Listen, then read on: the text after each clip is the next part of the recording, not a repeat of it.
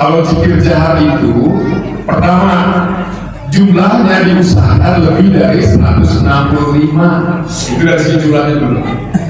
Yang kedua, ketika kita melaksanakan zikir jahar, yang tiga di awal harus perlahan, katakan la ilaha illallah.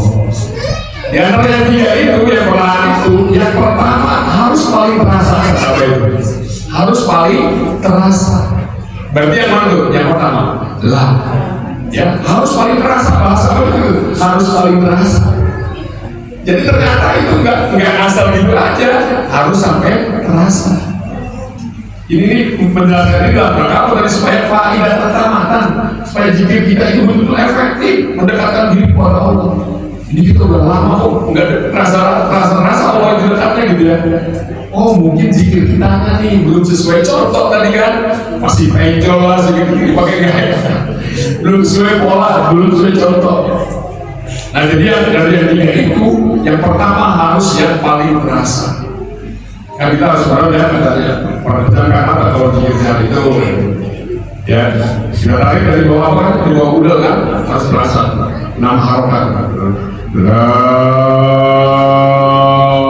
Sampai ke ubun-ubun, saya sebut ubun-ubun ya, sampai ke ubun-ubun. Lalu turunkan ilaha illallah. Yang pertama itu harus paling terasa. Bahkan menurut beberapa ahli itu harus melewati 3 titik latifah kan? Ada 3 dan kan? Ada 3, harus terasa dan menyawetnya juga. Tersentuh tuh latifah, 3 latifah. Ilah sebelah kanan 2 latifah, illallah 2 latifah. Jadi semuanya ada 7 latifah dalam diri kita itu. Semuanya itu istilahnya ya, terpengaruh oleh jahar itu. Ya.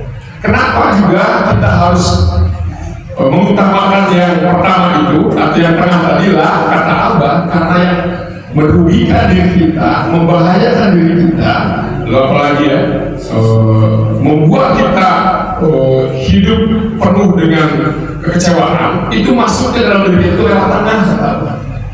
Loh, bahkan setan itu dari kanan, dari kiri, dari depan, belakang, atas, bawah, itu setan.